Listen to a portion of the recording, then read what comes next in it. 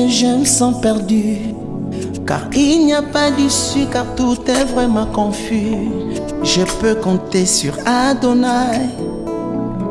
J'ai mis ma foi en toi, Adonai. Malgré les pressions, malgré les oppositions, malgré des limites, malgré tout ce que je vois, je peux compter sur Adonai. Je mets ma foi en toi, Adonai. Même si rien ne va plus et que je me sens perdu, car il n'y a pas d'issue, car tout est vraiment confus. Je mets ma foi en toi, Jésus. Je peux compter sur toi, Jésus. Malgré les pressions, malgré les oppositions, malgré des limites, malgré tout ce que je vis, je peux compter sur Adonai. Je mets ma foi en toi, Adonai. Adonai, j'y arriverai.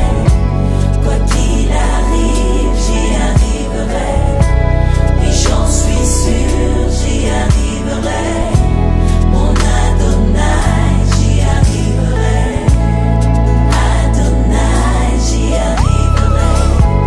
Quoi qu'il arrive, j'y arriverai. Oui, j'en suis sûr, j'y arriverai.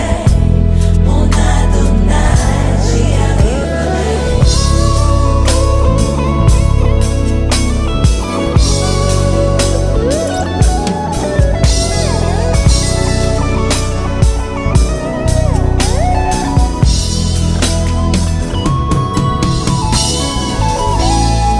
Je t'ai créé pour toi, Jésus.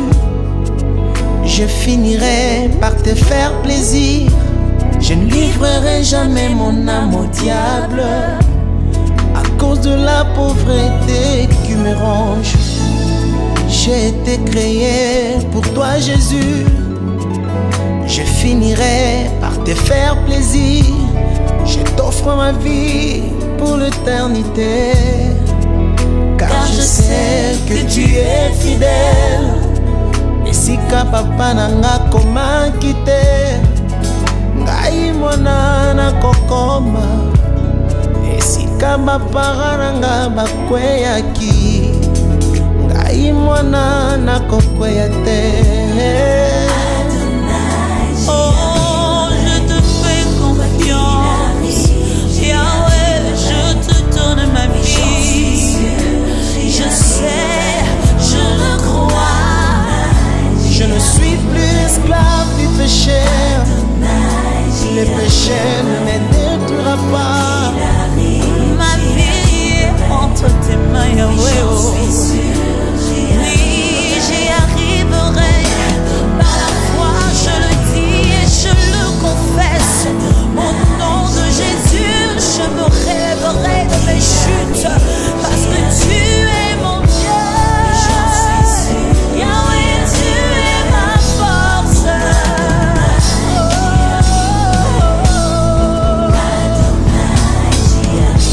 Ekosima kaka Ebenezer. Oh Yahweh,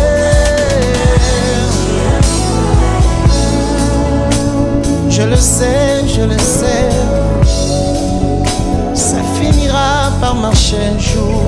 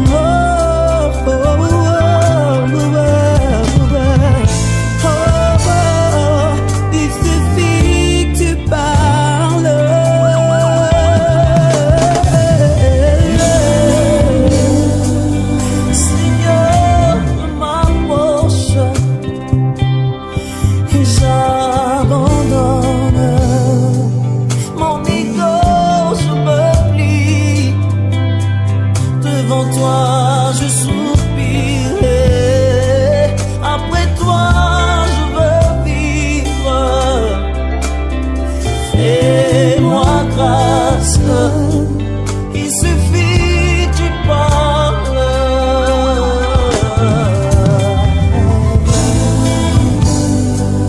Il suffit, tu parles.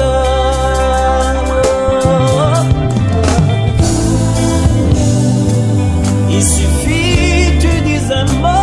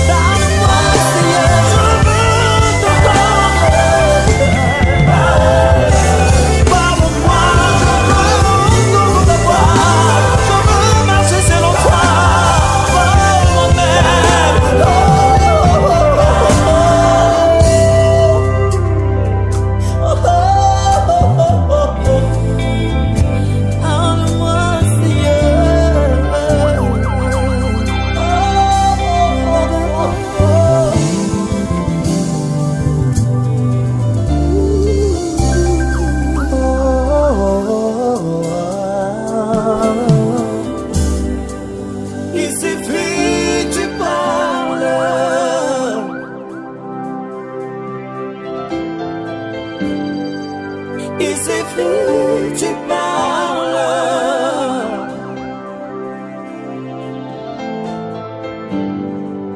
Il suffit, tu dis un mot, juste un mot. Il suffit, tu parles. Bonjour, bonsoir, shalom chez vous. Contente de vous avoir avec nous. Bonsoir Annie. Bonsoir. L'Éternel est fidèle. Je constate que vous êtes là, donc l'Éternel est fidèle. Est-ce que quelqu'un peut simplement dire l'Éternel est fidèle? Oui, c'est que ce soit une prière pour nous, une déclaration prophétique en même temps. L'Éternel est fidèle. Vous savez, moi j'aime bien qu'on lance les paroles de foi, des décrets et de déclarations prophétiques dans le temps, parce que je connais le pouvoir de la parole. La parole, elle est créatrice. Que quelqu'un dise l'Éternel est fidèle, c'est une manière de remercier le Seigneur, c'est une manière de dire oui, Seigneur, tu nous as fait du bien aujourd'hui et tu as veillé sur nous jusque-là. Tu as veillé sur mes enfants, tu as veillé sur ma femme, tu as veillé sur mon mari, tu as veillé sur mon travail, tu as veillé sur mes études, tu as veillé sur mes entreprises, tu as veillé sur ma vie. Oui, tu es fidèle. Que quelqu'un le dise, l'Éternel est fidèle. Celui qui est dans un coma profond ne peut pas dire ces choses. Peut-être qu'au fond de lui, je ne sais pas, je n'ai jamais été là dans un coma profond, mais je pense que de manière audible, celui qui est dans un coma profond ne peut pas dire l'Éternel est fidèle. Et toi, Dieu t'a épargné de ces choses. Si tu peux dire avec moi, l'Éternel est fidèle. Gloire à Dieu. Amen. Hier, nous étions en train de parler des rencontres, les rencontres à honorer. Que Jésus nous fasse du bien encore ce soir. Amen. Et le texte de base d'hier était 1 Samuel 18:4. Et aujourd'hui, on a dit qu'on sera pas pratique parce que hier, on a donné les 4 piliers, ou les 4 signes d'alliance qu'il y avait entre Jonathan et David. Et aujourd'hui, nous sommes en train de parler pratiquement des rencontres à honorer, des relations à honorer. Comment savoir quel type de relation il faut honorer? Comment en fait ça se présente? Quand une relation doit être honorée, comment ça se présente? De manière pratique, parce qu'il s'agit de la vie de tous les jours. Comment reconnaître que ça, c'est une relation que je dois honorer? C'est une relation que je dois chérir. Je commence par le premier point. Une personne qui aime votre bonheur. Une personne, lorsque vous rencontrez, que l'Éternel vous fasse cette grâce, lorsque vous rencontrez une personne qui aime votre bonheur, oh, que ça soit même dans votre travail, que ça soit au niveau de l'université, un professeur qui vous sentez qu'il veut votre bonheur, il veut que vous puissiez aller loin, que vous puissiez réussir. Quand vous rencontrez quelqu'un qui aime votre bonheur, vous êtes béni. Amen. Merci Seigneur. Moi-même, je prends ça. Et ça tombe sur ma vie 3 fois. Yes. Vous êtes béni. Quand vous rencontrez un homme, une femme qui aime votre bonheur, au fond de son âme, il aime votre bonheur. Comme notre texte de base, en tout cas sur cette matière, c'est Jonathan et David. C'est-à-dire, c'est deux hommes qui s'aimaient tellement. Et Jonathan aimait le bonheur de David. Et vice-versa. Lorsque vous rencontrez une personne qui aime votre bonheur, la grâce donc s'est manifestée dans votre vie. Car c'est rare que quelqu'un me dise c'est rare. C'est rare. C'est rare. C'est rare de rencontrer une personne qui veut votre bonheur. C'est vraiment rare. C'est rare de rencontrer, je me rappelle même qu'il y avait un couple qui, l'homme avait un problème. C'est-à-dire que ça a énervé l'homme à chaque fois que quand il sortait avec sa femme et qu'on célébrait sa femme. Ou comment on dit en français, qu'on congratulate. On félicite. On félicitait sa femme. Thank you. On félicitait sa femme dans des soirées. Imaginez-vous, vous êtes un homme, vous êtes avec votre femme dans une soirée, et puis on dit à votre femme, ah, vous êtes bien habillée, madame, votre robe, elle est jolie. Mais lui, ça l'énervait. Vous voyez qu'il y a des choses étranges dans la vie. Hein? Même son propre mari, il est énervé, il est lésé par des choses bizarres. C'est-à-dire qu'il devrait être content parce que quand on a sens ta femme, au fait, c'est toi qu'on a sens, c'est toi qu'on célèbre. Tu es le mari, tu es le chef de famille. Mais cet homme-là était tout le temps énervé. Ouais. Quand il sortait avec sa femme et qu'on disait à sa femme, oh madame, vous savez, vous êtes intelligente. Et lui, il était là, ben oui, mais vous savez, moi j'ai vu ça avant elle. C'était pratiquement humiliant pour lui. Mais il ne réalisait pas que c'était humiliant pour lui. Au fait, c'est pour seulement vous dire que des fois, ça peut sembler simple, ordinaire, mais ce n'est pas facile. De trouver une personne, que ce soit dans l'amitié, que ce soit dans une rencontre, dans le domaine professionnel, une personne qui aime votre bonheur. Je prie au nom de Jésus qu'en cette année, par la grâce de Dieu, à partir même de la minute où je te parle, que la grâce entre dans ta vie, que l'Éternel t'envoie les hommes qui aiment ton bonheur, ou les hommes qui aimeront ton bonheur, des femmes qui aimeront ton bonheur, des personnes qui vont célébrer ton bonheur. Lorsqu'elles vont te voir monter, elles vont dire, oh, monte encore, tu es capable de faire mieux. Des personnes qui vont célébrer avec un vrai cœur. Oh, j'ai dit au nom de Jésus que Dieu te donne des hommes qui vont célébrer avec un vrai cœur. Pas des personnes à double face, pas des fantomas. Si vous n'avez pas connu fantomas, c'est bien dommage. Mais pas des fantomas, des personnes avec un masque, des personnes fausses, des personnes qui ne sont pas vraies.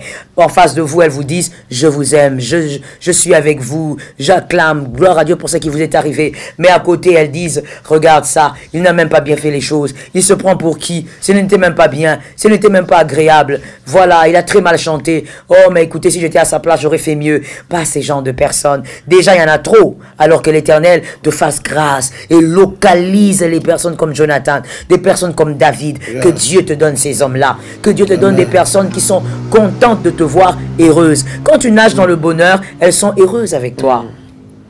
Elles sont contentes avec toi. Elles te disent même, attends, tu peux aller plus loin que ça. Amen. Tu peux être plus grand que ça. Ce sont des personnes dans leur cœur, elles sont vraies. Est-ce que Dieu peut te donner des hommes vrais? Parce que j'ai l'impression qu'il y a quelqu'un qui ne me comprend pas ce soir.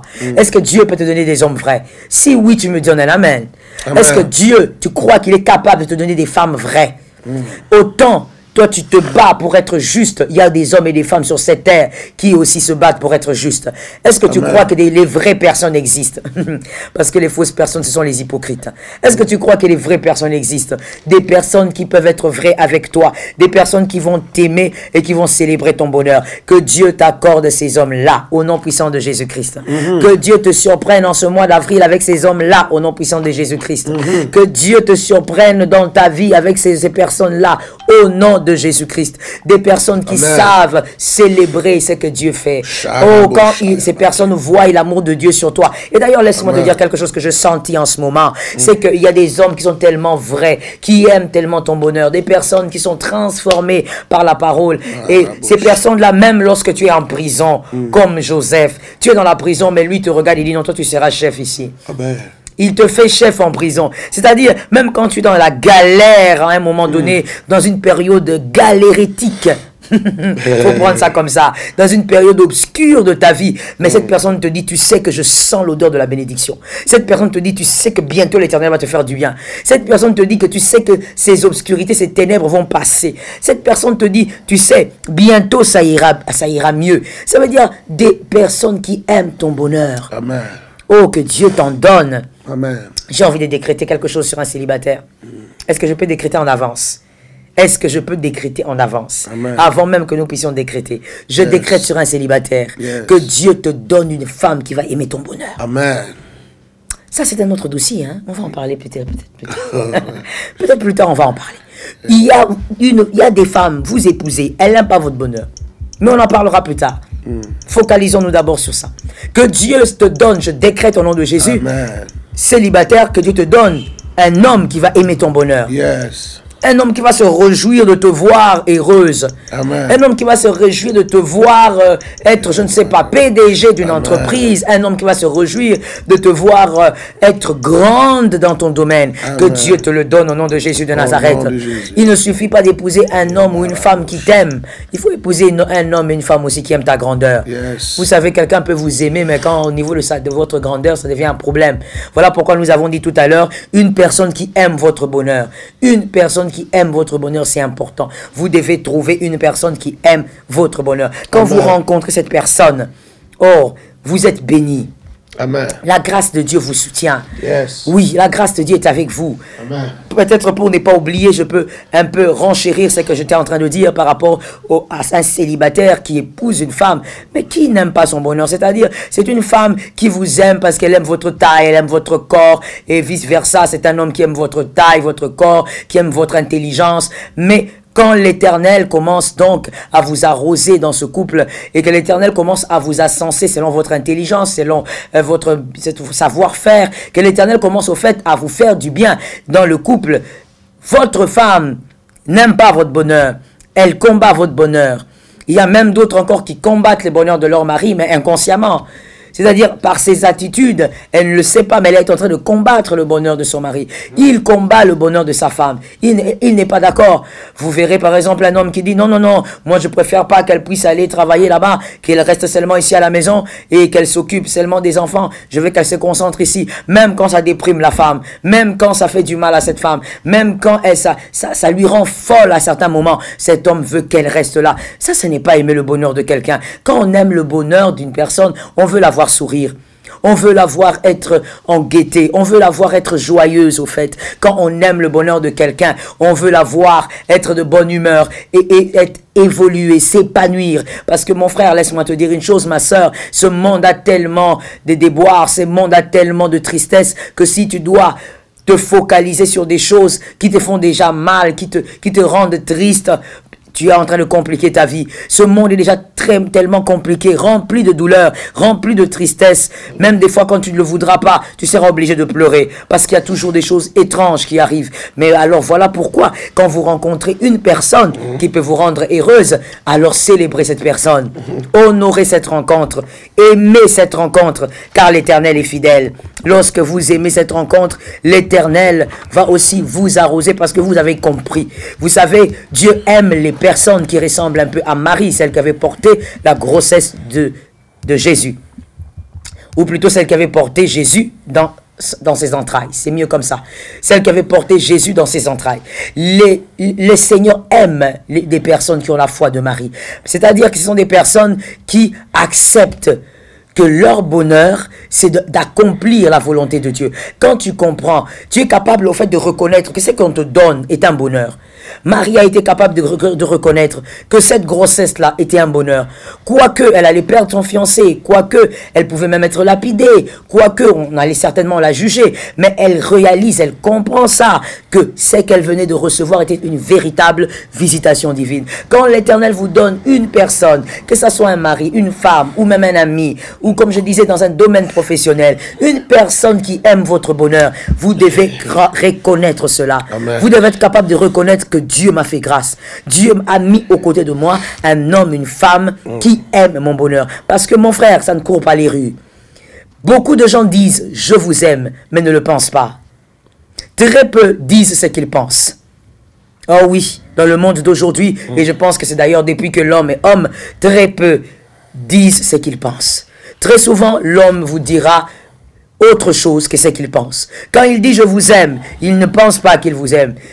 Des fois, il vous aime à moitié. Ou encore, il ne vous aime pas du tout. Mais il sait pourquoi il est là et il sait pourquoi il est en train de dire ces choses. Donc, quand Dieu te fait grâce, tu rencontres un pasteur qui aime ton bonheur. Célèbre cette rencontre. Amen. Tu rencontres un ami, un collègue de service qui aime ton bonheur. Célèbre cette rencontre. Reconnais d'abord que Dieu t'a visité. Parce que le grand problème des fois avec nous, c'est au niveau de la reconnaissance. Reconnaître que là, ce n'est pas naturel, ce n'est pas normal. Généralement, quand Dieu nous donne des hommes qui aiment notre bonheur, nous pensons, en fait, nous sommes incapables de reconnaître que ça c'est particulier. Que quelqu'un me dit c'est particulier. Que quelqu'un me dit c'est particulier. Que quelqu'un d'autre encore, toi tu ne le dis pas bien, que quelqu'un d'autre dise c'est particulier. C'est particulier. Nous ne devons pas nous habituer à la bénédiction de Dieu. Lorsque Dieu te visite, Dieu aime la reconnaissance. Dieu aime que celui qui a été visité réalise que c'est une visitation, c'est une grâce. Ça ne court pas le rue de voir quelqu'un, un collègue, peu importe le domaine de votre prédilection, mais un collègue qui aime votre bonheur. Vous êtes dans le même bureau, dans le même service, mais il aime votre bonheur. Ça ne court pas les rues. Reconnaissez que là, Dieu vous a visité. Élisabeth a reconnu que la présence de Marie était une visitation à cause de l'enfant qui était dans les entrailles. Soyez une Élisabeth. Sachez reconnaître que là, l'homme que j'ai rencontré là, c'est une visitation. Dieu m'a fait grâce. Amen. Cette femme aime mon bonheur, c'est une grâce. Amen. Cet ami aime mon bonheur, c'est une grâce. Avant d'évoluer, Hani, quelque chose à dire. Ah oui, moi, je vois l'autre côté de la médaille. Quand tu parles de savoir célébrer et apprécier, honorer la personne qui aime votre bonheur. Qui aime votre bonheur. Et je vois aussi l'autre côté de la médaille, c'est-à-dire ces personnes-là. J'aimerais parler à ces personnes-là. Okay.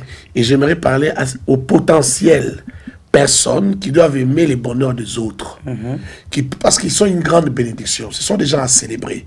Alors, deviens aussi cette personne-là qu'on célèbre. Exact. Soit ces gens de maris qu'on célèbre, parce que tu aimes les bonheurs des autres.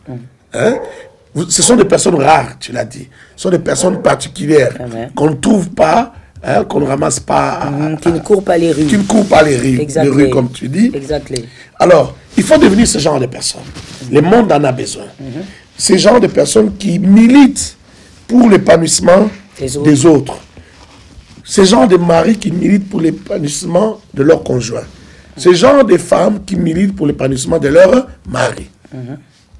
Tout en sachant, c'est-à-dire en n'étant pas bête, tout en sachant que la personne ici, pour qui je milite, pour qui je travaille, afin que son bonheur soit parfait, afin que son ascension soit évidente, afin que sa réussite soit évidente, cette personne aussi peut s'abîmer. Son cœur peut changer. Cette personne peut devenir ingrate.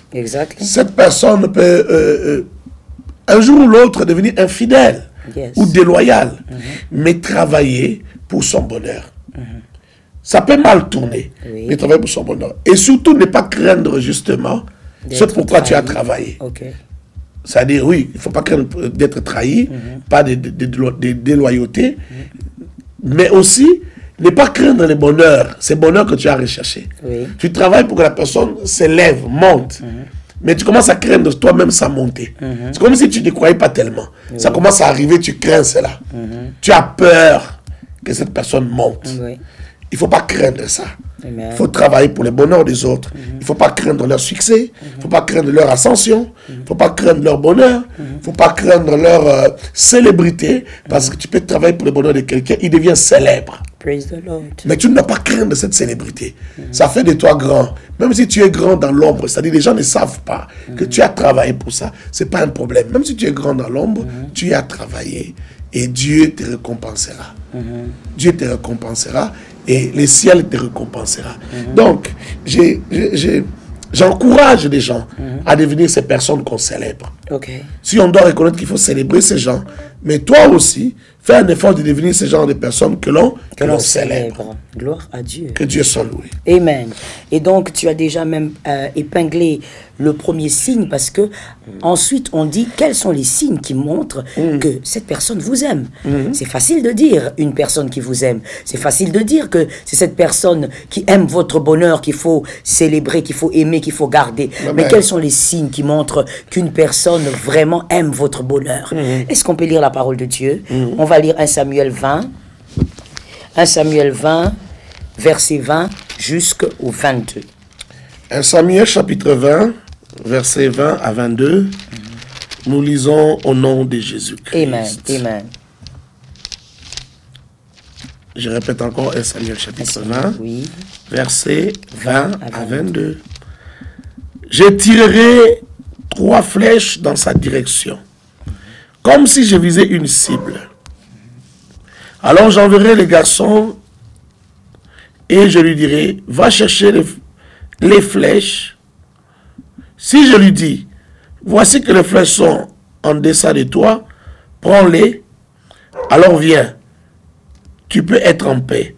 Il n'y a rien à dire, l'Éternel est vivant. Amen. Mais si je dis au jeune homme, voici que les flèches sont au-delà de toi, alors va-t'en, car l'Éternel te fait partir. Amen. Amen. Ça, c'est David qui parle à Jonathan. Plutôt Jonathan qui parle à David. À David. Alors, Jonathan est en train de donner des éléments pour... ce sont des codes, au fait. Parce que David est en train de dire à Jonathan, ton père, il veut ma tête. Hein? Ton père veut ma tête. Ton père, il ne m'aime pas. Et Jonathan, oh, quel cœur il avait. Que l'Éternel nous donne les cœurs de Jonathan. Amen. Que le Seigneur nous donne les cœurs de Jonathan. Yes. Non, tu n'as pas dit Amen, tu es orgueilleux, tu es orgueilleuse. Non, non, non, non. Il faut être humble dans la présence de Dieu. Que Jésus nous donne le cœur de Jonathan. Ce sont des cœurs extraordinaires. Il aime David, mais il n'arrive pas à s'imaginer que son père veut tuer David parce qu'au fait, David, selon Saül, David veut prendre la place de son fils. Parce que le prince là, en cet endroit-là, le prince, c'est Jonathan. Donc, c'est lui qui doit être le roi après Saül. Mais il a un cœur tellement pur qu'il est en train de dire, non, non, non, mon père ne veut pas te tuer. Ouais. Et donc, il crée une stratégie. Il dit à David, ok, demain, au banquet, toi, tu ne seras pas là. Et ton absence sera remarquée. Alors, ce qu'on va faire, c'est que moi, je veux voir le mouvement. Si mon père est irrité et qu'il est vraiment fâché, et qu'il veut te tuer, eh ben, moi, je lancerai des flèches. Si je dis à un garçon, vas-y, va prendre les flèches qui sont juste ici à côté, c'est-à-dire que, oh, oui, tout va bien, il n'y a rien, il ne va pas te tuer. C'est un code. Mais si tu m'entends dire à ce garçon, après que j'ai lancé les 3 flèches, vas-y au loin là-bas, va récupérer les flèches au loin, va au-delà, c'est-à-dire, fuis. Parce que mon père veut vraiment te tuer. Donc, Jonathan a même trouvé des astuces pour protéger David. Quel amour! Alors que si on tue David, Jonathan, tu deviens roi. Normalement. Parce que tu es prince. Mais Jonathan avait un tel amour qui travaillait pour le bonheur. Voici notre premier signe. Celui qui aime votre bonheur travaille pour votre bonheur. Amen. Il doit travailler pour ça, d'une manière ou d'une autre, vous savez. Travailler pour votre bonheur, ce n'est pas venir vous essuyer les souliers, ou encore venir nettoyer vos vêtements, ou encore, je ne sais pas, amener vos vêtements au pressing. Non. Travailler pour votre bonheur, c'est travailler pour votre bonheur de plusieurs manières, même par les conseils, même par la prière. Cette personne vous accompagne dans votre bonheur. Cette personne travaille dessus. Vous sentez que cette personne est avec vous, quoi qu'étant à distance, si la personne est à distance, mais elle travaille pour votre bonheur. Une personne qui vous parle seulement du bonheur, de votre bonheur, qui répète ça tout le temps. Tu sais, toi, tu es grand, toi, tu es ceci. Mais vous remarquez que concrètement, ni en conseil, ni en prière, ni en orientation, ni en rien du tout, elle vous aide. Cette personne est une hypocrite. Qu'est-ce qu'elle est en train de raconter? Comme on l'avait dit, elle dit des choses qu'elle ne pense pas. Une personne qui aime le bonheur d'un autre, y travaille. Amen. Vous aimez les bonheurs de vos enfants, n'est-ce pas? Pour ça, tout le monde va me dire oui. Mais remarquez, sans qu'on ne vous l'enseigne, vous y travaillez. Yes. Vous travaillez dans l'éducation. Vous travaillez en les envoyant à l'école, c'est toujours l'éducation. Vous y travaillez en les nettoyant, en les nourrissant. Vous y travaillez en les éduquant à la maison. Yes. Et des fois même vous exagérez. Parce que généralement, les parents, oh là là.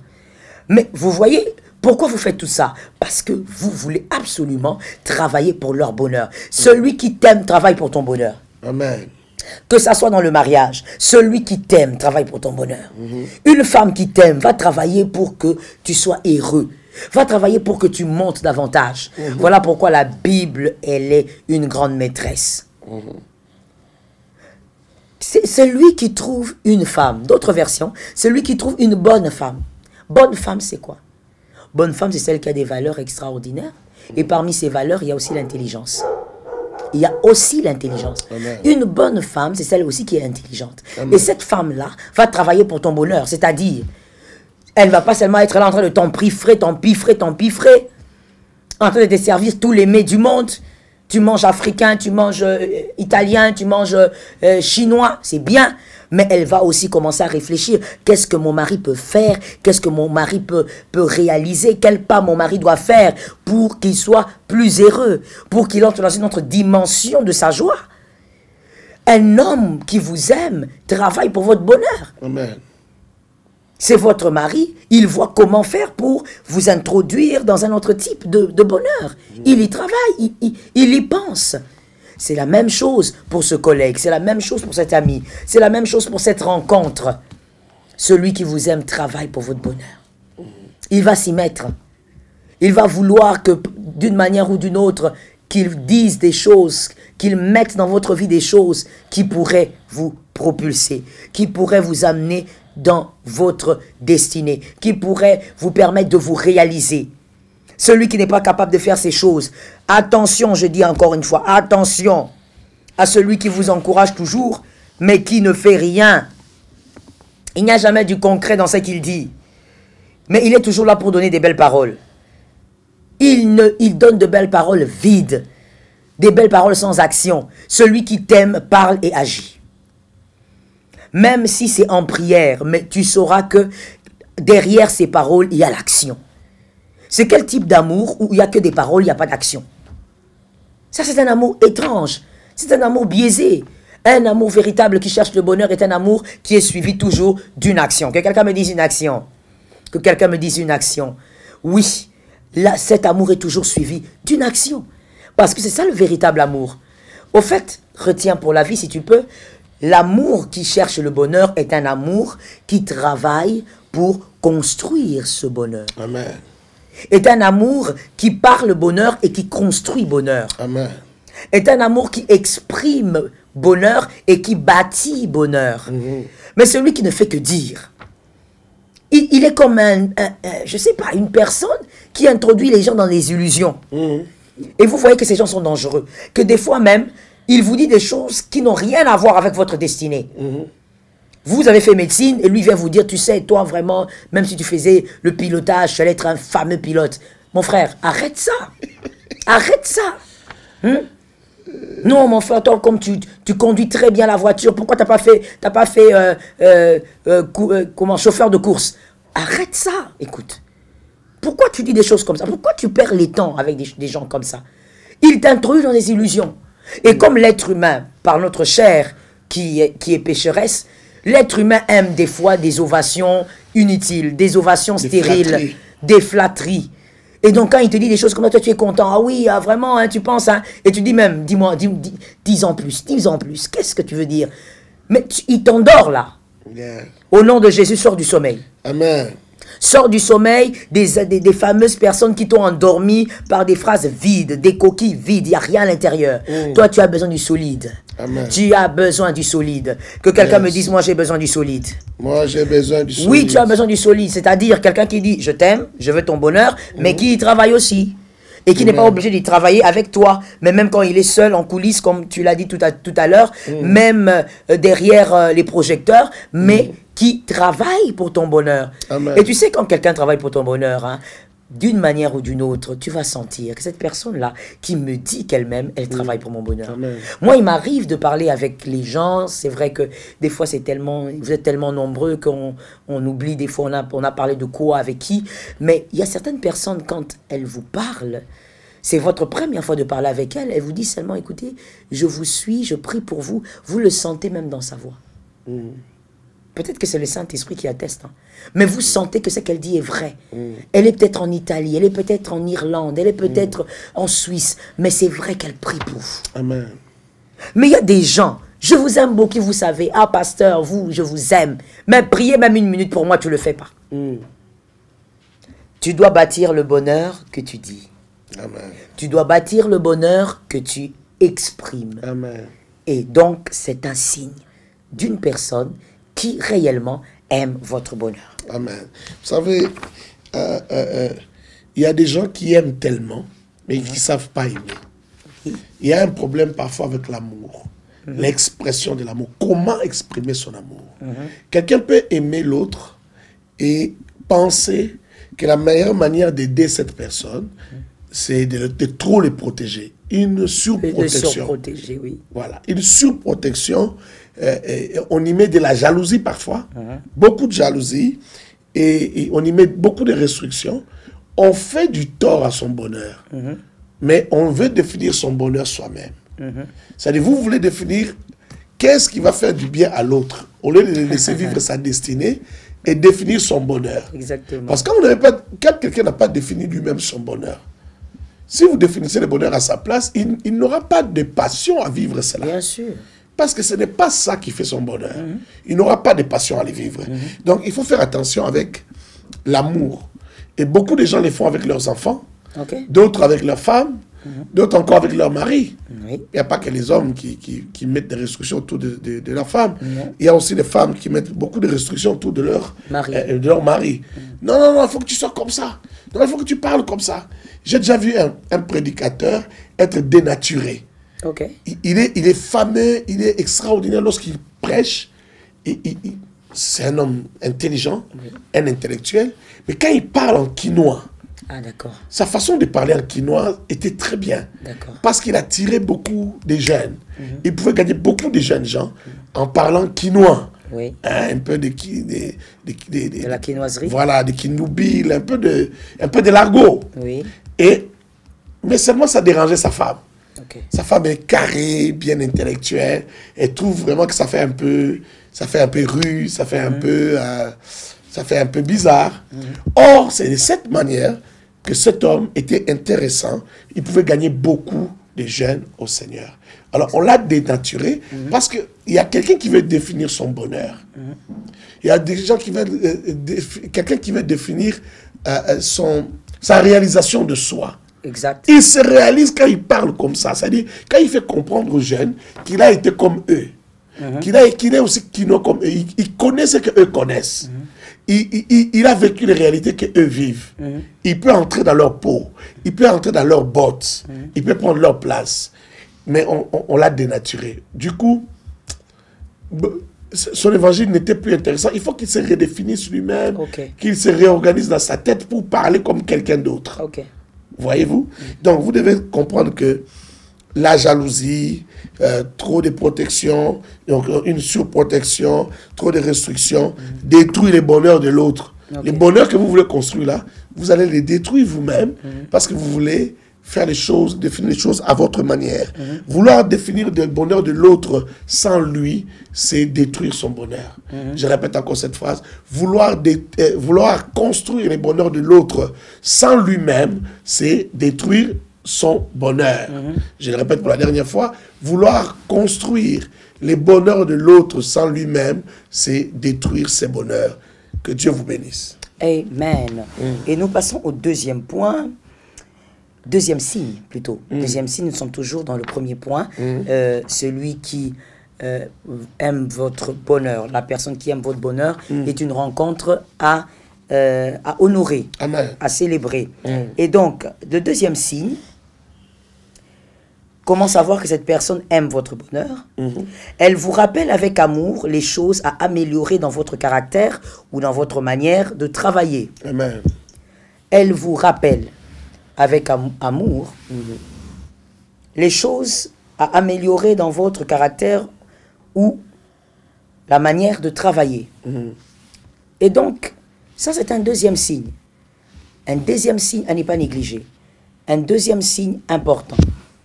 C'est-à-dire que lorsqu'une personne veut votre bonheur, avec beaucoup d'amour, mais elle vous parle des choses à améliorer dans votre caractère. Celui qui aime l'amélioration. Celui qui aime pousse vers l'amélioration. Yes. Celui qui aime conduit vers l'amélioration. Amen. C'est très bizarre quand même que vous dites, vous avez une amie que vous aimez beaucoup. Je suppose donc qu'elle aime votre bonheur, que vous avez un collègue que vous aimez beaucoup, vous êtes très très close. Et vous êtes sûr qu'il aime votre bonheur, mais il ne vous parle jamais des choses que vous devez améliorer dans votre caractère ou encore dans votre manière de travailler. Comment est-ce possible? Parce qu'en réalité, vous êtes humain. Vous êtes humaine. Comment est-ce possible que vous avez toujours des gens autour de vous, mais qui ne vous disent jamais rien sur des choses à améliorer par rapport à votre personne? Vous avez des imperfections. Normalement, il devrait avoir quelqu'un qui vous en parle très souvent. Parce que plus on vous fait des reproches avec amour, pour l'amélioration, vous devenez plus fort qu'hier. Celui qui s'améliore devient fort. Celui qui s'améliore devient plus fort que son passé. Vous devez vous améliorer parce que vous devez devenir plus fort que votre passé. Tout le monde veut être plus fort que son passé. Comment vous êtes content de vivre avec des personnes qui ne font que vous célébrer? De alpha à oméga, ils ne font que vous célébrer.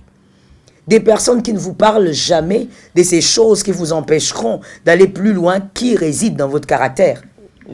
De ces personnes qui ne vous disent jamais comment est-ce que le travail aurait été mieux si vous aviez ajouté tel ou tel autre élément. Vous n'êtes pas accompagné des personnes comme ça. Et d'ailleurs, ce qui est grave, c'est qu'il y a des gens comme ça aussi. Il y a des gens qui n'aiment pas carrément ça, qui préfèrent vivre sans ça. Elles vivent avec des personnes qui les ascensent tous les jours, et seulement ça, exclusivement ça. Monsieur, madame, mademoiselle, même manger le même repas risque de vous constiper. Même manger la même chose risque de vous faire du mal à un moment donné, tout excès nuit. Comment supportez-vous de vivre avec des personnes qui ne vous ascensent que, ils ne font que vous ascenser? Ils n'arrivent jamais. D'ailleurs, si vous avez épousé par exemple une telle femme, elle est mauvaise.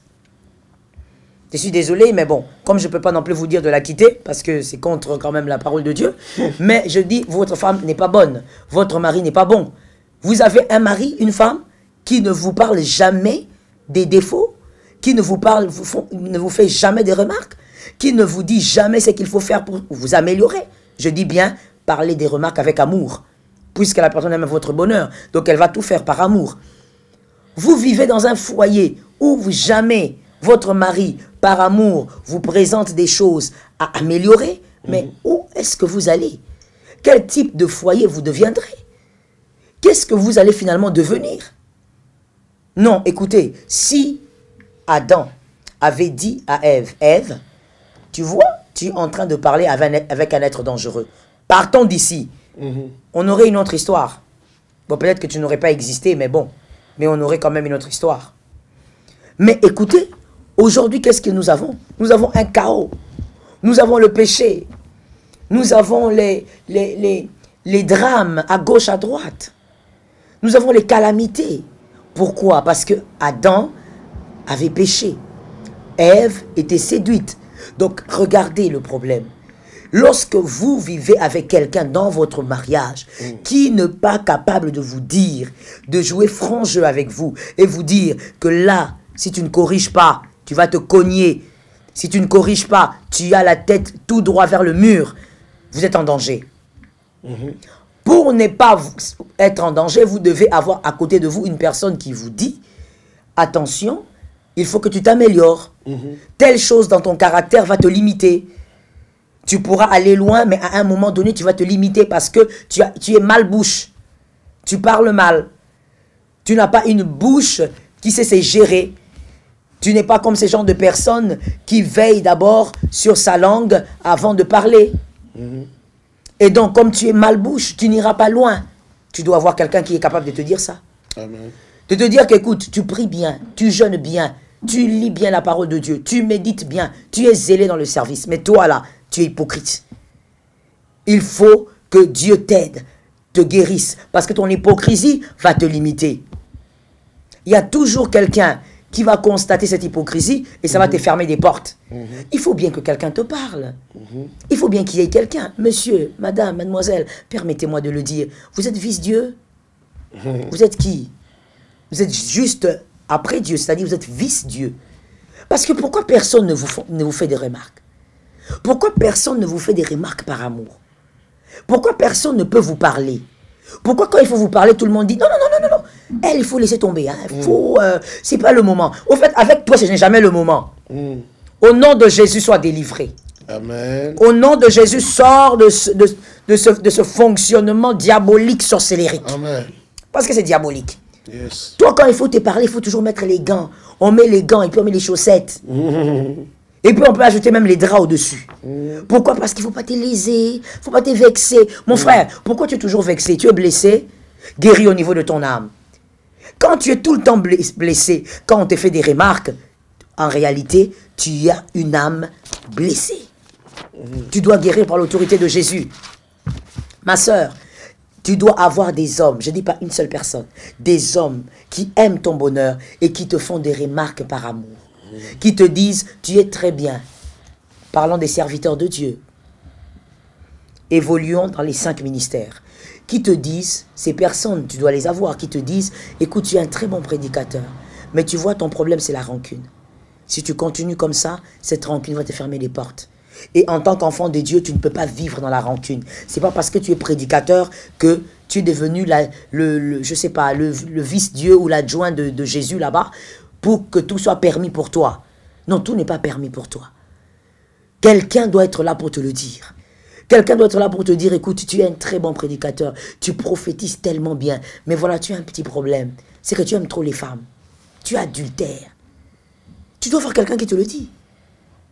Dans ton adultère, là, tu dois avoir quelqu'un qui vient te dire, non, non, mon frère, c'est un peu trop, là. Arrête. Tu détruis ta vie, tu détruis tes enfants, tu détruis ta femme. Tu détruis ton bonheur. Celui qui travaille pour ton bonheur, le deuxième signe, c'est que celui-là va te faire des remarques, des reproches, mais avec amour. Mais il doit te les faire. Est-ce que quelqu'un m'entend? Amen. Cette personne-là ressemble à Naomi. Elle voit Ruth faire, Ruth décide de la suivre, elle regarde. Ruth va avec elle à Bethléem, elle regarde. Ruth va glaner, elle regarde, elle observe toujours. Mais à un moment donné, quand Boaz est là, elle dit à Ruth, Ruth, tu fais tout très bien. Tu m'as suivi alors que l'autre est resté. Tu as glané pour moi, tu es allé chercher à manger alors que moi j'étais à la maison. Mais tu vois, Boaz, tu ne vas pas l'avoir comme ça. Pour avoir Boaz, va te laver et va te oindre. Une manière de dire à Ruth, tu vois, tout ce que tu as l'habitude de faire quand tu entres dans la douche là, c'est pas suffisant. Aujourd'hui, nettoie-toi différemment. Et ne te limite pas à te nettoyer. Oins-toi. Sinon, tu n'auras pas ce Boaz là. Et les restes, je veux t'expliquer. Mais commence par te nettoyer et par te oindre. Et que quelqu'un me dise, je dois avoir des hommes capables de me dire, lave-toi et oins-toi. Amen. Tu dois avoir des hommes capables de te dire, monsieur, lave-toi et oins-toi. L'eau nettoie, ôte la saleté. L'huile fait briller. L'huile vous rend particulier. L'huile pose une marque sur vous. Jacob, quand il a mis l'huile sur le rocher, il a dit, ici est la maison de Dieu, il a marqué le lieu. L'huile, c'est pour marquer. Ça marque le lieu. C'est comme, en fait, c'est comme des indices. L'huile, va te laver, va ôter la saleté et oins-toi. Tu dois avoir quelqu'un, par la grâce de Dieu. Oh, que Dieu t'en donne beaucoup. Amen. Que Dieu t'en donne beaucoup. Amen. Oh, que Dieu m'en donne beaucoup au nom de Jésus. Yes. Que Dieu te donne des personnes qui sont capables de te dire, avec amour, hein, de te dire, tu sais, pour ton bonheur, tu dois te laver. C'est-à-dire, il y a telle chose, tu dois arrêter par la puissance du Saint-Esprit. Il y a telle chose que tu dois enlever dans ta vie parce que c'est pas bon. Mais il y a aussi telle autre chose qui est l'huile que tu dois mettre sur toi. Amen. Tu dois arrêter d'être malbouche et tu dois apprendre la patience. Par exemple, tu dois arrêter d'être impoli. Parce que quand tu parles et que tu es fâché, tu vires vers l'impolitesse. Tu dois arrêter d'être impoli et tu dois prendre la tempérance, mettre sur toi. Amen. Te laver et te oindre. Enlever et placer. Tu dois avoir quelqu'un qui te dit non, non, non, non, non, tu sais, tu es belle, tu parles bien, tu es intelligente, tu es chrétienne, mais tu n'es pas propre. Tu as un problème d'hygiène. Et attention, je vais dire quelque chose que vous pouvez retenir. La manière dont une femme se présente, là, je répète, la manière dont une femme se présente, je parle de l'aspect extérieur. La manière dont elle se présente peut définir quel type d'hommes seront derrière lui ou derrière elle. Je reprends encore pour une célibataire. La manière dont une femme se présente de manière extérieure, ok? C'est-à-dire l'hygiène, le soin de soi, la propreté. La manière dont une femme se présente peut définir quel type d'homme seront ou sera derrière elle. Quel type d'homme sera derrière elle. La manière dont vous vous présentez. Si vous ne savez pas veiller sur votre extérieur, parce qu'on ne veille pas que sur l'intérieur.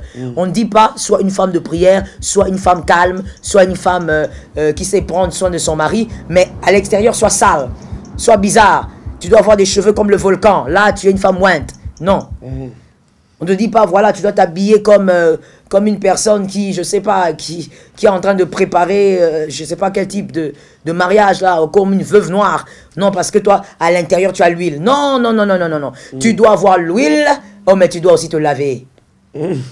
C'est-à-dire qu'il y a des choses, l'extérieur aussi doit être propre. C'est le corps, non? C'est le temple du Saint-Esprit. Tu dois prendre soin aussi du corps. Donc, j'ai parlé aux jeunes sœurs, aux célibataires pour leur dire que là, il faut aussi prendre soin de l'extérieur. Tu dois aussi avoir quelqu'un qui te dit non, tu es très belle, tu es intelligente, tu pries beaucoup, tu ne fais que dormir à la permanence. Mais c'est difficile vraiment pour qu'un homme bien vienne parce que tu n'es pas très propre, tu ne sens pas très bon. Tu as besoin de peigner un peu les cheveux, de mettre un peu un petit déo. Tu as besoin de prendre soin un peu de tes ongles, de tes orteils. Au fait, quelqu'un qui peut te dire ça, c'est-à-dire au-delà de l'huile que tu as déjà, que tu puisses aussi enlever un peu, enlever la saleté qui est sur toi, te nettoyer, veiller sur ta personne extérieure. Parce que moi j'ai remarqué une chose, est-ce que je peux parler à quelqu'un? Est-ce que je peux parler? Je posais la question si je peux parler. Si tu crois que je peux parler, il faut me dire, vas-y, vas-y, vas-y, vas-y. Tu peux dire, vas-y, pasteur, tu peux dire, vas-y, ma soeur, c'est comme tu veux. Tout dépend de qui je suis pour toi. Mais dis-moi seulement un vas-y. Est-ce que je peux parler? Est-ce que je peux dire quelque chose? Parce que je veux parler, va taguer un peu les célibataires hommes. Parce que je vais maintenant les nettoyer. Parce que maintenant, là, je vais les savonner. Va un peu taguer les célibataires hommes. Ils sont où? Tag les célibataires hommes, cherche ces hommes-là. Même s'il était en sommeil, en plus, je suis sûr qu'à cette heure, il dort. Va le réveiller, dis-lui, il ne faut pas dormir. À cette heure-là, ce n'est pas important de dormir à ton âge. Dis-lui de venir écouter ces choses. J'ai dit à un célibataire homme, parce que tu as l'huile, parce que tu pries, parce que tu es un homme de prière, tu aimes la montagne, tu es là tout le temps, parce que tu es un homme qui aime le parler en langue, tu es vraiment à fond dans le spirituel. Voilà pourquoi tu dois négliger ton corps comme ça. Non, mon frère, s'il te plaît. S'il te plaît, il faut pas faire en sorte que les célibats auprès des filles soient prolongés. Hein? On ne peut pas accepter de t'épouser comme ça. Est-ce que c'est parce qu'on a l'huile qu'on doit être sale? Qui t'a dit ces choses-là? Est-ce que c'est parce que tu as l'onction que tu dois être sale? Non. Prends soin aussi de ton extérieur. Ce sont des choses aussi qui peuvent être des remarques à faire sur toi. Nettoie-toi un peu convenablement. Et puis rase-toi un peu la barbe là. Arrange un peu tes cheveux. Quand tu arranges tes cheveux, c'est comme si tu étais en train d'arranger une forêt.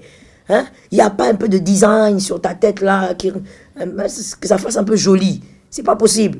Toi, quand tu te coiffes seulement en rond. Tu commences devant jusqu'à derrière, même cheveux. Donc, c'est pas possible. La coiffure de ton père, tu as gratté jusqu'aujourd'hui. Non, ton père, c'est son époque. Vraiment, il faut arranger ça. C'est-à-dire que tu dois avoir des gens, quand quelqu'un aime ton bonheur, il doit te dire, lave-toi et oins-toi. Dans ton caractère ou dans ta manière de travailler, il doit te dire ça, tu dois arrêter, ça va te limiter. Mais voici ce que tu dois ajouter. Amen. Que Dieu nous aide. Amen, amen, amen. Waouh. Je vais dire rien par rapport aux remarques. On remarque, lorsqu'on aime quelqu'un, les remarques sont vraiment faites avec amour. On fait les remarques avec beaucoup d'amour, avec beaucoup de sincérité aussi. Vous savez, flatter quelqu'un et ne pas lui dire la vraie vérité. C'est méchant. C'est méchant parce que vous lui faites du mal. Vous les laissez, vous la laissez, la personne, avoir une mauvaise image de la réalité. Exact. Avoir une idée tronquée de la vérité. Quand on aime quelqu'un, on lui dit la vérité. Correct. Même si ça va les déranger. Même si ça va lui faire mal. Il y a des gens qui n'aiment pas les remarques. Tu lui fais des remarques, il a des pincements au cœur. Mais il faut lui dire la vérité. Si vous aimez quelqu'un, faites-lui des vraies remarques et dites-lui la vérité. Surtout quand c'est pour changer un comportement. Est-ce que tu ne penses pas que c'est un comportement de fossoyeur qu'il faut qu'on décrète aujourd'hui, que tous les fossoyeurs s'éloignent de nos vies? C'est-à-dire, un fossoyeur, il ne cause pas avec le cadavre. Oui. Le fossoyeur, il creuse le trou, il jette le cadavre dedans. C'est-à-dire, il ne cause pas, il ne dit pas au cadavre, oh tiens, on t'a pas mis une belle couleur de veste. Non, non, non. Le fossoyeur est seulement là pour creuser le trou. C'est-à-dire, il te voit en train d'aller vers le trou, mais il ne te dit rien, il ne fait pas de remarques, il est seulement là en train d'attendre le scandale. Ce sont des fossoyeurs de tombe et ce sont des personnes très, très, très dangereuses. Exact. Donc, lorsqu'on aime quelqu'un, on fait des remarques avec amour, avec un esprit de prévenance, c'est-à-dire tu lui préviens du danger. Exact. C'est pourquoi tu lui fais des remarques. Exact. Ne fais pas ça, parce que quand tu fais ça, tu finiras par avoir tel résultat. Ce sont des remarques qu'on fait par prévenance. Et lorsqu'on fait des remarques avec amour, on les fait avec les soucis que l'autre puisse s'améliorer. On veut voir l'autre s'améliorer. C'est comme ça qu'on fait des remarques. Exact. Donc, quand on aime vraiment, les remarques sont constructives. Exact. On fait des remarques pour construire, pour que l'autre devienne une bonne personne, qu'il s'améliore davantage, qu'il devienne encore plus performant, qu'il devienne encore quelqu'un de haut, hissé haut, au sommet des montagnes. Donc voilà, et beaucoup de gens ne supportent pas les remarques. Exactement. Beaucoup de gens ne supportent pas qu'on leur fasse des remarques. Et j'aimerais te dire, toi qui ne supportes pas qu'on te fasse des remarques, comme l'un de mes fils, dans la foi, Pasteur Dieu nous disait à l'époque, j'ai dit poser la question, mais pourquoi quand je te parle, tu n'arrives pas à te taire? Pourquoi tu dois toujours parler, te défendre quand je te fais des remarques? Il dit, ah papa, je sens comme une boule à la gorge, il faut que ça sorte, il faut que je parle. Si je ne parle pas, je ne me sens pas bien. Je ne me sens pas bien. J'étouffe. C'est un esprit, mes amis. Oui, c'est un esprit. Quand tu ne supportes pas les remarques, tu n'es pas prêt pour l'ascension. Tu n'es pas prêt pour la grandeur. Tu ne supportes pas les remarques, tu n'es pas prêt pour l'élévation. Il faut supporter les remarques. Il faut être capable, on te parle, on te montre tes erreurs, tu es tranquille, tu écoutes et tu dis, ok, je vais m'améliorer. Tu peux recevoir des remarques même d'un enfant. Quand c'est fondé, c'est fondé. Laisse. S'il est fait avec politesse, il te fait des remarques, écoute ces remarques, reçois ces remarques, ça va t'aider. Ça va t'aider et ça va te faire avancer. J'aimerais dire à quelqu'un, si tu n'arrives pas à supporter les remarques, c'est un signe que tu n'es pas prêt pour la grandeur. C'est un signe que même si tu montes, tu descendras. C'est un signe que même si tu montes, tu seras mal à l'aise dans la hauteur. Parce que les choses qui font la vraie hauteur, qui stabilisent dans la hauteur, c'est notamment supporter les remarques, accepter les remarques. Ne souffre pas quand on te fait des remarques. Fais des exercices pour commencer à supporter les remarques. C'est très important. Et par rapport à la propriété, j'aimerais dire quelque chose. On peut perdre son héritage quand on ne sait pas prendre soin de soi. Ouh là là, ça c'est fort. Oui. C'est-à-dire, tu es en train de... Là, c'est quand même fort, parce que l'héritage, on l'a déjà. Quand tu dis perdre, oui, ça veut dire donc... Dieu peut t'envoyer des gens. Est-ce que tu parles aux mariés, là? Je parle aux mariés, je parle aux célibataires. Oui. Parce que les rencontres dans la vie, il n'y a pas que les mariages, il y a aussi des rencontres de la destinée. Bien sûr. Des gens qui viennent pour vous booster, Bien des sûr. gens qui viennent pour vous apprendre quelque chose, des gens qui viennent pour vous introduire dans quelque chose. Amen. Ananias a rencontré Saul de Tarse pour l'introduire dans la chrétienté. Saul de Tarse avait de grandes connaissances, c'était un érudit, mais il ne connaissait pas la fraternité chrétienne. Amen. Il fallait que quelqu'un l'introduise. Correct. Et il fallait que quelqu'un l'introduise aussi pour le faire accepter auprès des frères. Parce que les gens le craignaient. Ils pensaient qu'il venait pour les persécuter.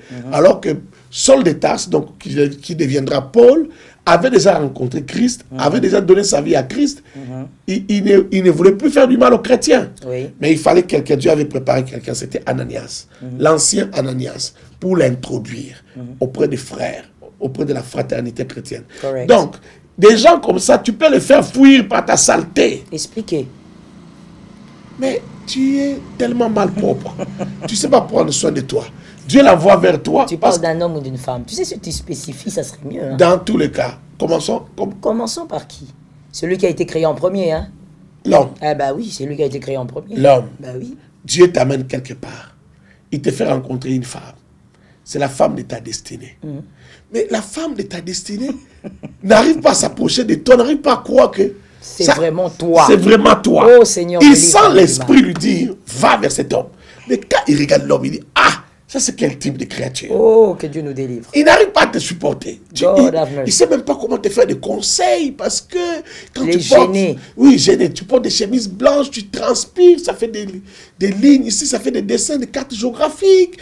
Tout est un peu... Et là il faut se connaître. Tu ne sens pas bon. Il faut se connaître quand même. C'est-à-dire se connaître dans le sens où on sait qu'on transpire beaucoup, par exemple, qu'on ne supporte pas la chaleur, qu'on transpire un peu plus que les autres, et on essaie de se soigner par rapport à ça. Il faut se soigner, mais il faut d'abord aimer la propriété. Tu vois, pour te soigner, il faut d'abord aimer la propriété. Lever l'option, je vais le dire comme ça. Il faut lever l'option de la propriété. Good. Parce que souvent, les gens qui sont malpropres ne savent pas qu'ils sont malpropres. Ah bon? Ah ben oui. Mais comment ça? Ben, il vit dans un environnement où tout le monde est comme ça, tout le monde trouve qu'il est bien. Donc tout le monde est malpropre dans l'environnement. Quand quelqu'un le voit, il dit, ah, tu es beau, ça va. Et puis l'autre dit, ça dit, hein? Ça veut dire que tu as pris du poids, hein? Tu as bonne mine. Hein? Bon, tout le monde lui dit que ça va. Lui aussi pense que ça va. C'est peut-être seulement sa maman à la maison qui dit, toi, pourquoi tu es comme ça? Et on dit, maman fait du bruit. Ah, on dit, ah, maman exagère. Elle dérange.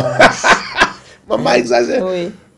Alors que, en fait, maman peut-être a une certaine vision de ce que doit devenir son fils. Oh là là. Vous voyez? Donc, tu peux perdre ton héritage par ta malpropreté. Tu peux perdre ton héritage parce que... Donc la femme, elle ne veut pas de toi, quoi. Non. Des amis aussi. Dieu peut t'envoyer des amis qui peuvent t'aider dans la vie, qui t'ouvriront des portes dans la vie. Et toi, tu ne t'entends pas bien parce que tu considères que c'est de l'orgueil. Il m'a mal parlé. Pourquoi il a fait ça? Pourquoi il a fait ceci? Mais la personne n'arrive pas à rester avec toi. Parce que tu es malpropre. Il n'arrive pas à se faire ton ami. Parce que quand tu ouvres la bouche pour parler, il y a une odeur. La laine. Oui, la laine, une mauvaise haleine. C'est pas bon. On ne supporte pas, on ne veut pas que tu restes à moins de 1 mètre. Parce que tu mets mal à l'aise. Vous voyez? Donc, c'est ton héritage. L'homme de la destinée, là, c'est ton héritage. La femme de la destinée, c'est ton héritage. Mais ta malpropreté... Chasse la femme. Chasse la femme, chasse l'homme, chasse les amis. Et donc, maintenant, on parle de la femme. C'est une parenthèse qu'on a ouverte. Oui. Ne vous perdez pas. Et donc, maintenant, tu parles de la femme. Mais il y a des hommes qui ont divorcé, maman. Oh, de quoi vous parlez? Mais l'homme a divorcé parce que... Mais ça, c'est pas bien. Parce que la femme est tellement sale, excusez-moi de dire ça, tellement sale, les chaises sentent le pipi des enfants, les lits, n'en parlons pas, ça sent tellement mauvais. Est-ce qu'il devait aller jusqu'au divorce quand même? C'est quand même trop fort. Ça. Mais il a parlé, il a fait appel au parrain, ça n'a pas marché. Il a fait appel au pasteur, ça n'a pas marché. Il a parlé à la famille, ça n'a pas marché. Finalement, enfin, il est parti parfois malgré lui. Mais qu'est-ce qu'il fait? Je n'encourage pas cela. Évidemment que nous n'encourageons pas cela. Je n'encourage pas cela. Évidemment. Mais c'est un peu malgré lui. Ça dit quoi? Un jour, il va au travail. Il a toujours résisté à la secrétaire. Il résiste à la secrétaire. Il résiste. Mais toi, tu as bien parlé de la secrétaire comme moi. Hein? C'est quoi, les secrétaires, elles sont dangereuses? Je vais changer, pas la secrétaire. J'ai l'impression qu'elles sont dangereuses finalement. La collègue du boulot. D'accord. Mais il a un bureau juste à côté. D'accord. Mais la collègue, elle est toujours... elle sent bon. La collègue sent toujours bon. Toujours blouse bien repassée, bien. Elle est toujours tirée à 4 épingles. Et puis, elle a toujours un rouge à lèvres, bien. Les ongles sont bien, avec du vernis. Eh bien, les dames, vous entendez ça? C'est terrible, hein? C'est toujours propre. Mais quand il revient à la maison, il trouve une femme toujours avec des blouses sales, non repassées. Quand tu dis, mais pourquoi tu es habillé comme ça? Mais je ne sors pas, qu'est-ce que ça fait? Je suis juste à la maison. Je suis à la maison. J'ai pris un habit, j'ai porté. Elle a pris un bain, mais tu as l'impression qu'elle n'a pas pris de bain. La maison, c'est comme quoi? Il y a des louis. C'est comme quoi? C'est comme si elle était dans quoi? Dans une prison ou dans un lieu où... En prison, parfois, les gens sont bien. Oui. C'est-à-dire, elle considère que non, j'ai des travaux, j'ai des travaux, je travaille. Okay. Elle trouve normal d'être sale. D'accord. Mais et parfois, dans la parcelle, elle se promène pieds nus. Des pieds sales, tout est sale. Okay. Les ongles n'en parlent pas. Mais non, mais c'est terrible. Hein? Vous faites quand même trop attention aux ongles, finalement. C'est quoi cette histoire? Non, mais ce sont des choses qu'on a vues. Et les pagnes qu'elle porte tous les jours pour faire les travaux à la maison, là. Ces pagnes-là, si on... On nettoie pas. Oh my God. Si on met comme ça au nez, ça peut tuer. On jette ça dans l'eau. Ça tue les poissons. Qu'est-ce que tu vas sentir, là? Ça sent tellement mauvais. Mais au bureau, l'homme a ça sent bon. Des bonnes odeurs. Mais moi, j'aimerais dire parfois même sa collègue, laisse-moi finir. Oui, vas-y. Sa collègue là, non seulement qu'elle aime elle-même bien parfumer, elle parfume même les bureaux. Ok. Non seulement même le bureau sent bon. Mais seulement avec son odeur. Mais la maison elle a même amené un désodorisant qu'elle a mis là au bureau. Oui. Ça sent bon. Mais la maison sent du poisson. Ouh, du poisson, du pipi. Poisson salé, plein de trucs. Alors, ça crée trop de problèmes. Il faut faire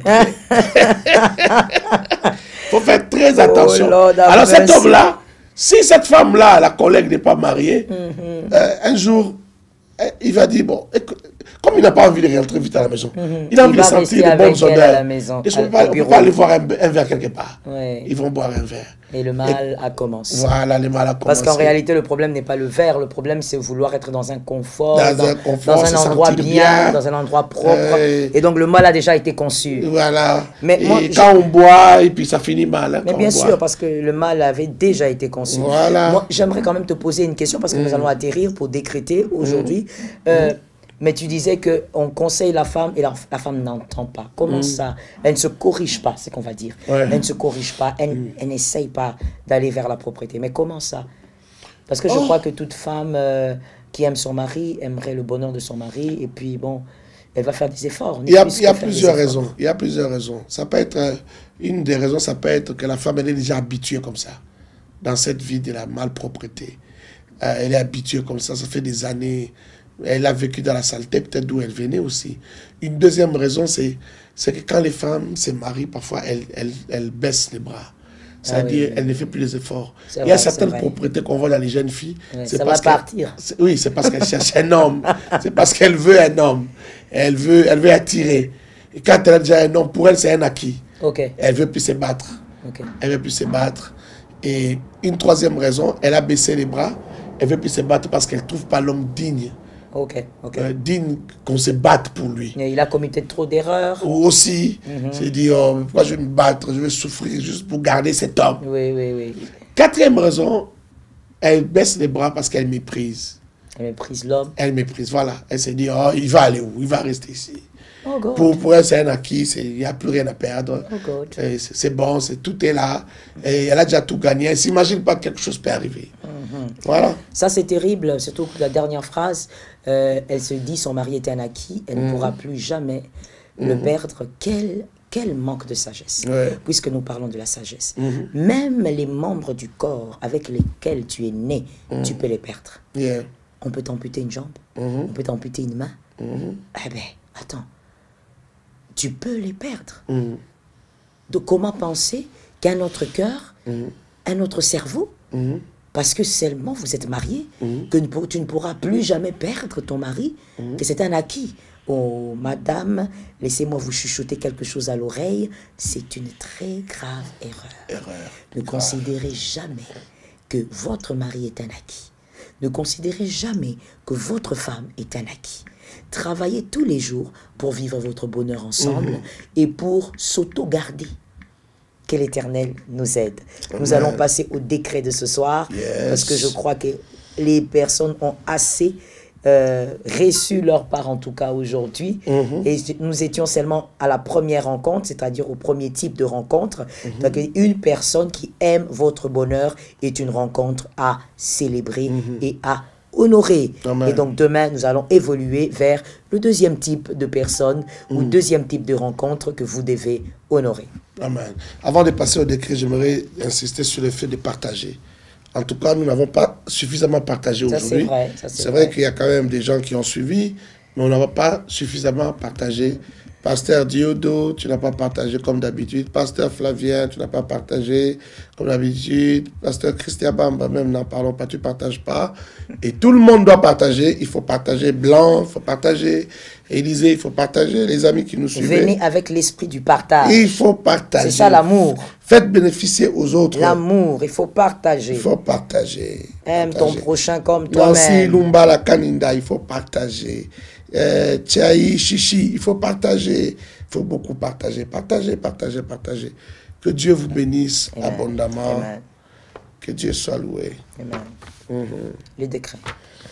Les décrets.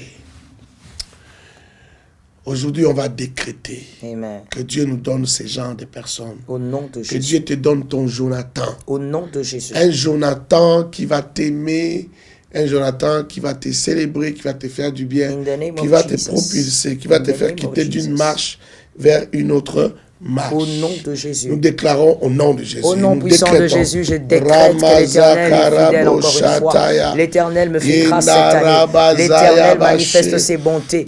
Oh, je décrète par l'autorité de Jésus que le Dieu de victoire se souvient de moi et qu'il m'envoie des hommes et des femmes qui aiment mon bonheur, des personnes qui travaillent pour mon bonheur, des personnes qui me font des remarques et reproches avec amour, qui veulent me voir m'améliorer, qui veulent me voir évoluer.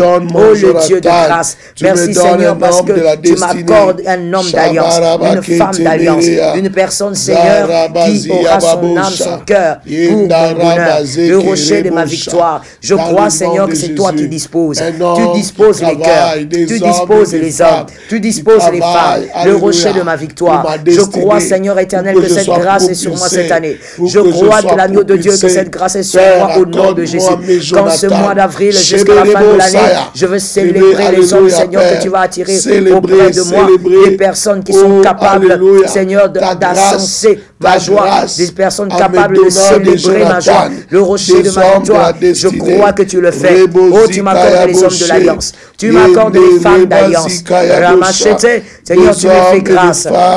Je crois en cette grâce et je décrète au nom de Jésus-Christ que pour moi c'est cette année. Oh, je prie aussi pour mon frère, ma soeur. Je décrète dans sa vie, c'est cette année que ça se passe. C'est cette année que ça arrive. Le Dieu des mystères et les années à venir également. Au nom puissant de Jésus, je reçois les Jonathan. Je reçois les Jonathan. Des personnes exceptionnelles, capables de travailler pour mon bonheur, capables de travailler pour ma paix, capables de travailler pour ma joie. Des personnes que je veux honorer, des personnes que je veux célébrer aussi, des personnes que je veux respecter, des personnes que je veux garder, des personnes que je veux garder, protéger. Le Dieu de ma victoire, tu m'accordes ces hommes, tu m'accordes ces femmes, et tu fais la même grâce à mon frère, tu fais la même grâce à ma soeur.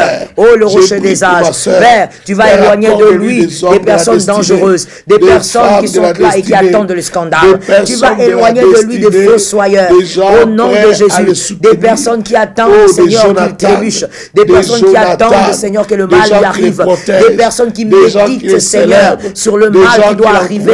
aux autres. Oh, je refuse au nom de Jésus que ces personnes soient autour de mon frère, que ces personnes soient autour de ma soeur. Mais je prie, Saint-Esprit, que tu lui accordes les Jonathan, des hommes fidèles, des hommes loyaux, des hommes, Seigneur, qui vont t'aimer toi et qui vont aimer aussi son bonheur. Le rocher de ma vie, je prophétise cela sur lui. Je prophétise cela sur la vie de mon frère, sur la vie de ma soeur. Je prophétise sur ma propre vie, au nom puissant de Jésus-Christ. Père, merci pour cette grâce que tu m'accordes en cette année et les années à venir. Le rocher des âges, que les fossoyeurs ne m'entourent pas. Des personnes qui attendent ma chute, des personnes qui attendent, Seigneur, que le mal m'atteigne, des personnes qui attendent de voir, Seigneur, que les flèches puissent transpercer mon âme, transpercer ma chair.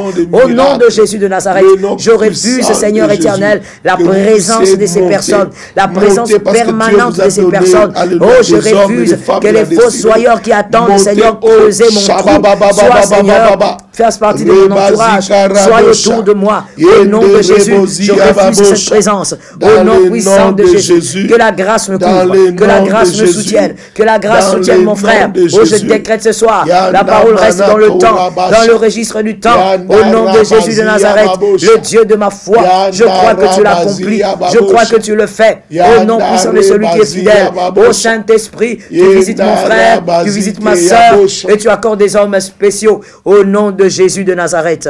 Merci Saint-Esprit. Merci Jésus. Thank you, Lord. Tu vas demander à Dieu d'éloigner de toi des fossoyeurs, des tombes, des fossoyeurs de ta tombe, ceux qui veulent ta mort, ceux qui veulent ta destruction, ceux qui sont contre ton succès, qui sont contre ta réussite, des gens qui sont jaloux, qui sont mal à l'aise de ta réussite. Tu vas demander à Dieu d'éloigner ces gens de toi. Tu vas demander à Dieu de te protéger contre ces gens. Je décrète par le nom puissant de Jésus de Nazareth que ces personnes qui sont mal intentionnées, ceux qui méditent le mal la nuit, le jour, ceux qui conçoivent le mal, ceux qui s'asseyent, Seigneur, pour appeler à tirer le mal sur ma vie. Je déclare au nom puissant de Jésus, ils viendront par un seul chemin, ils se disperseront par sept chemins, par l'autorité du nom de Jésus. Je viens ordonner et décréter qu'ils n'auront pas d'impact sur ma vie, ils n'auront pas d'influence sur ma vie, leurs paroles méchantes ne m'atteindront pas, leur présence permanente est annulée au nom de Jésus de Nazareth. Ils ne seront pas autour de moi, ils ne seront même pas capables de m'atteindre, ni par leurs paroles, ni par leurs projets, ni par leurs plans, ni par leurs rituels. Au nom de Jésus-Christ, je déclare et prophétise que ces fossoyeurs s'éloignent de ma vie par l'autorité du nom de Jésus. Je refuse ces personnes qui ont déjà creusé mon trou et qui m'attendent dedans, qui ont déjà creusé ma perte et qui attendent dedans, qui ont déjà creusé mon échec et qui m'attendent dedans, qui ont déjà creusé le scandale et qui attendent que je sois dedans. Oh, je refuse cela au nom de Jésus. Père éternel, je confesse de ma bouche, Seigneur, qu'ils sont en erreur et leurs impacts, Seigneur, est nul. Leurs impacts est nul. Au nom de Jésus, je déclare, Seigneur, que tout ce qu'ils ont prévu, tout ce qu'ils ont organisé n'a pas d'effet sur ma vie, n'a pas d'effet sur mon âme, n'a pas d'effet sur ma personne. Au nom de Jésus-Christ, je déclare et j'ordonne, je décrète par le nom puissant de Jésus.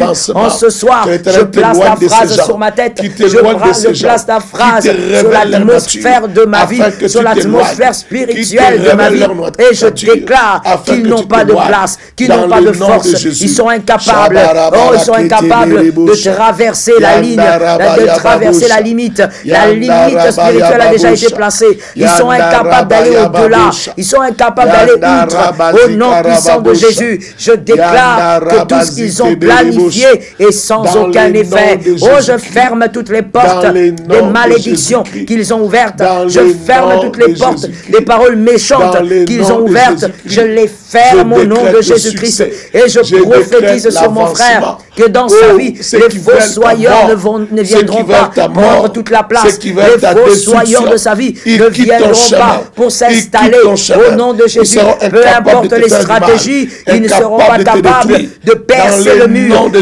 percer la protection, de percer la muraille de protection. Au nom de Jésus, je prophétise sur mon frère que la grâce de Dieu le protège, l'éloigne de ces choses. Ma soeur est sécurisée, la main de Dieu l'épargne. Il ne pourra pas vivre ce que les fossoyeurs ont prévu. Au nom de Jésus, au nom puissant de celui qui est vivant, ma soeur est épargnée, ma soeur est protégée. Au nom de celui qui est fidèle, la confusion dans les camps, la confusion dans le camp, la confusion totale.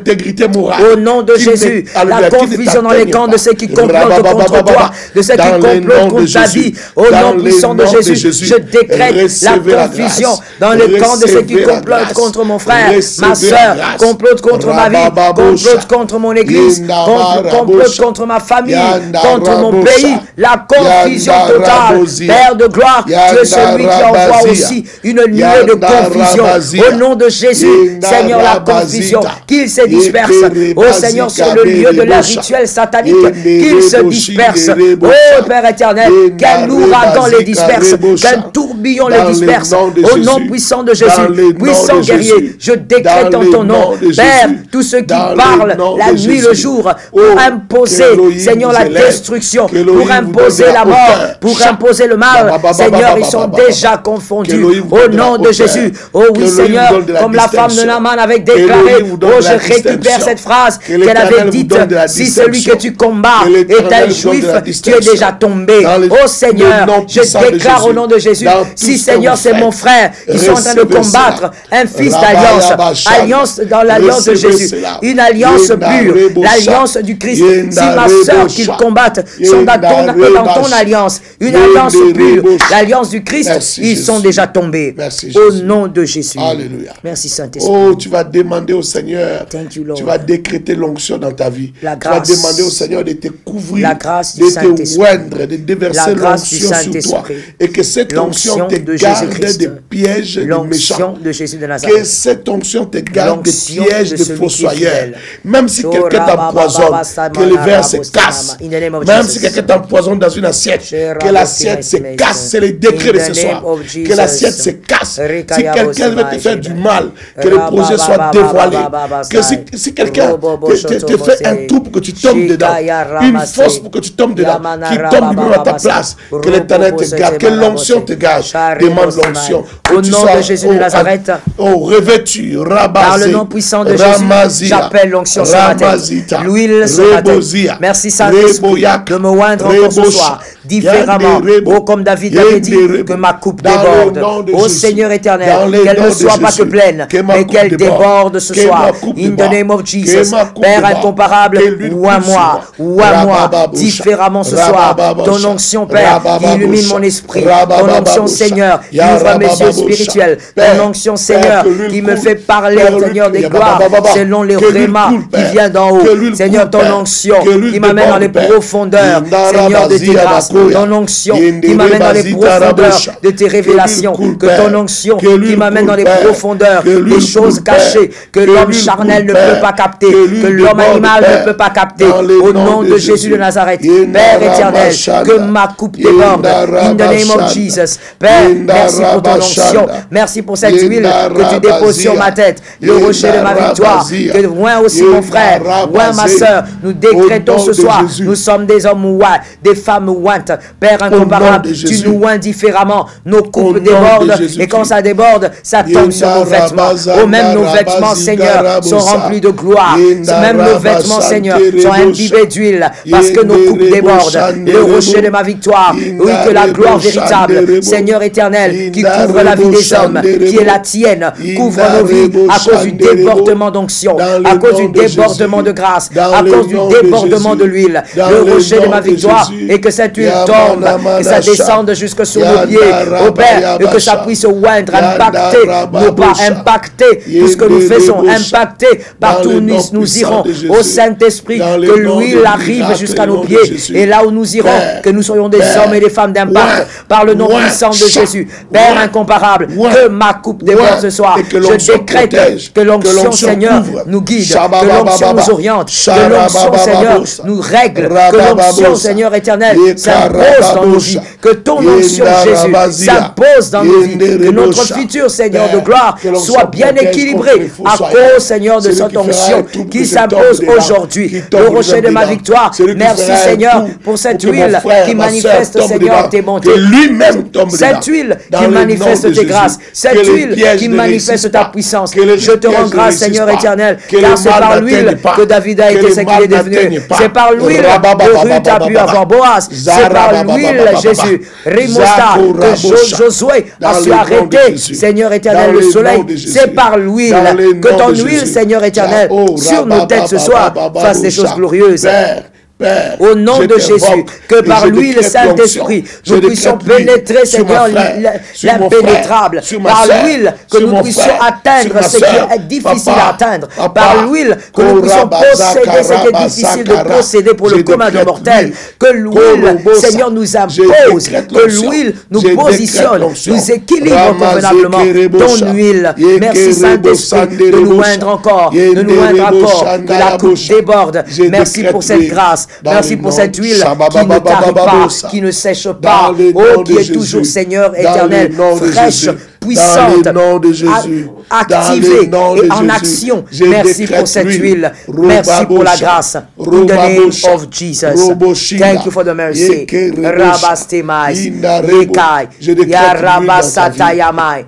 In the name of Jesus. Thank you, Lord. Je vais déclarer sur toi. Ensuite, la servante de Dieu va aussi déclarer. Je décrète l'huile sur toi. Je décrète l'huile sur ta vie. Je décrète l'huile sur tout ce que tu es, tout ce que tu fais. Je décrète l'huile sur ta vie.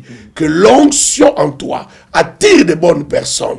Que l'onction en toi attire de bonnes choses. Karebo Saya. Quand le combat viendra à cause de l'onction, que l'onction te donne la victoire. Que l'onction te donne la victoire. Que l'onction te donne la victoire. Que la grâce de Dieu marche avec toi. Que l'Éternel te lève. Que l'Éternel te tisse, te façonne, te donne Yabarabosha, le style qu'il faut, l'onction qu'il faut, la carrure spirituelle qu'il faut et la carrure dans la vie, la carrure qu'il faut. Soyez bénis, soyez bénis, soyez bénis, soyez bénis. Je suis en train de déposer des colis à ton adresse. Soyez bénis, soyez bénis, soyez bénis. Et que la grâce du Père soit votre partage. Dans le nom de Jésus. Au nom de Jésus. Je te bénis de la bénédiction du ciel, de la bénédiction de la terre, Alléluia. De la bénédiction des eaux. Je te bénis de la bénédiction de la nature. Tu es béni. Dans tous les sens, la bénédiction te localise. Dans tous les sens, la bénédiction te trouve. La bénédiction cite ton nom et elle s'attache à toi, car elle a reçu un ordre à partir de cette minute, qu'elle s'attache à ta vie, qu'elle s'attache à ta personne. Je prophétise et décrète ce soir, et cette date sera enregistrée dans le registre du temps.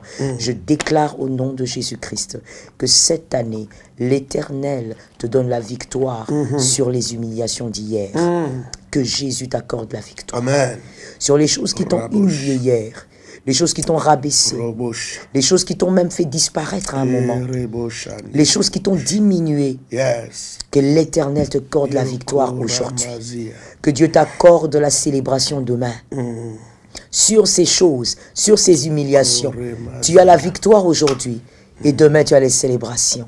Tu as la victoire aujourd'hui. Et demain, tu célèbres l'agneau de Dieu pour sa fidélité. Je décrète et prophétise. L'humiliation d'hier ou les humiliations d'hier ne vont pas détruire ton avenir. Ne vont pas détruire ce que Dieu a prévu pour toi. L'Éternel t'accordera ce qu'il a prévu, malgré le poids des humiliations. Ainsi, je t'ai béni. Ainsi, j'ai béni ta vie. J'ai béni ta maison.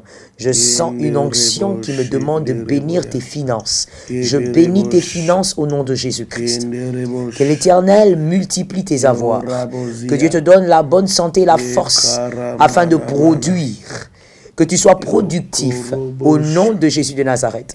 Que l'Éternel, cette semaine-ci, où nous sommes en plein dedans, crée des miracles financiers, des ouvertures financières.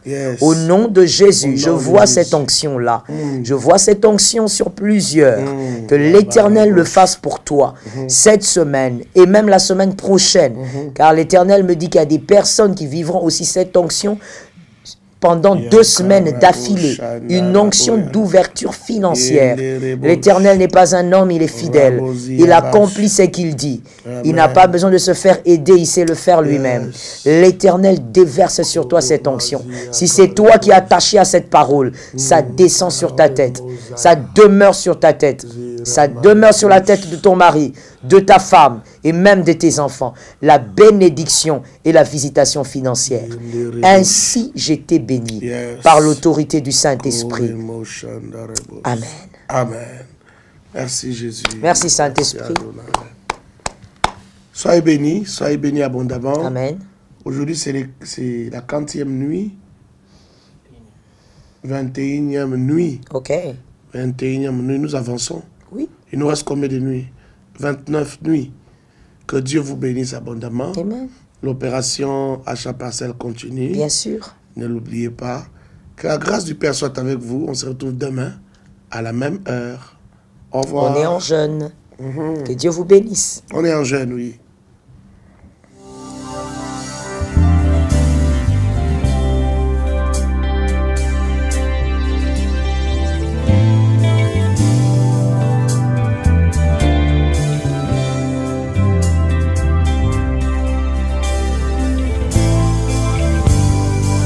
Je me tiens devant ta porte, j'attends que tu parles, attiré par ta présence, mon cœur a soif de t'entendre afin que je vive. Seigneur, parle, il suffit que tu parles.